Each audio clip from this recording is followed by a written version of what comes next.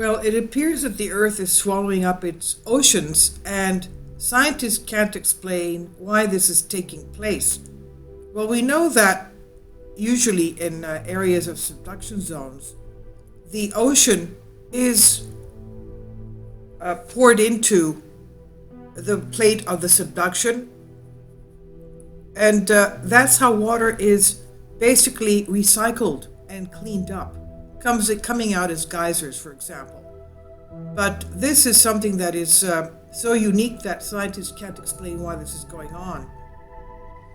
The Earth seems to be eating its surface, swallowing the waters of the seas to digest it better. This could be a novel formulation, but it's more disturbing finding as a finding more than a fun one. And according to information from Live Science, scientists from Lamont Doherty Earth Observation at Columbia University made a shocking discovery. According to Strange Sounds, by studying the natural seismic faults in the Mariana Trench, where the Pacific Plate slides beneath the Philippine Plate, researchers have been able to estimate how much water is incorporated into the rocks that sink beneath the surface. There is the groundwater cycle. Water is stored in the crystal structure of minerals. Kindly support my Patreon account since YouTube has again demonetized my YouTube channel. The daily posts are 5 videos daily, and they are totally different from what I have on my YouTube channel. Thank you so much for your support and that you find all my content so interesting. You'll find the Patreon account details in the description box below. So yes, water is stored in the crystal structure of minerals.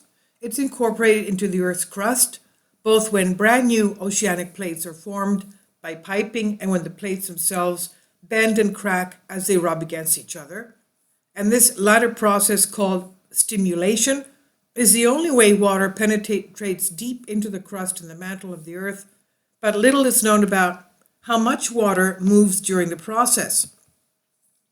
Before we did the study, every researcher knew that water had to be transported from the degraded plaque, but we just did not know how much water was moving, they said. The researchers used data collected from a network of seismic sensors located around the Mariana Trench in the western Pacific Ocean. The deepest part of the moat is about 7 miles below sea level. That's 11 kilometers below sea level.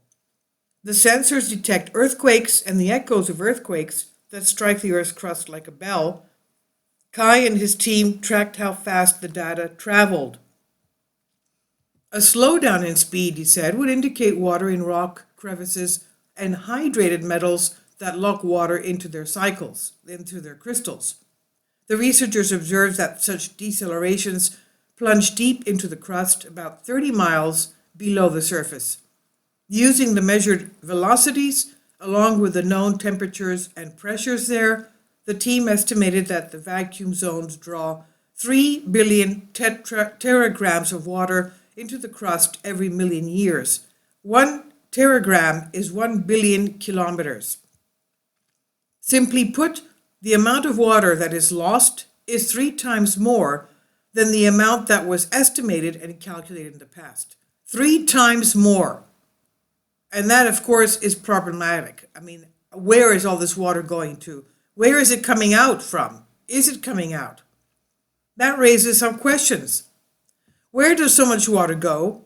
Since the amount of water cannot be lost, then the most likely thing that happens is that if the water mixes with the magma, logically it will have to come back, most likely through volcanic eruptions. This means that the amount of water lost down in the crust should be the same as the amount that will return, most likely from volcanoes. And of course, this does not sound so good to our unscientific ear. However, scientists point out that they lack many elements that would lead them to better and more accurate estimates, as they do not have the ones that indicate how water moves inside our planet. But the general conclusion is this. As the Earth's tectonic plates plunge beneath each other, it appears that 3 times as much water from the seas or oceans is being carried into the interior of our planet as previously thought. 3 times more. Water beneath the Earth's surface is claimed to contribute to the growth of magma, making earthquakes more likely for the trapped water to return to the surface. This is according to Live Science. I've translated this for you from a Greek article. Okay, water goes in as water, comes out as magma, which is turned into lava, rock. So the water is locked in the rock. That doesn't sound good. Anyway, please leave your comments and thank you for your support.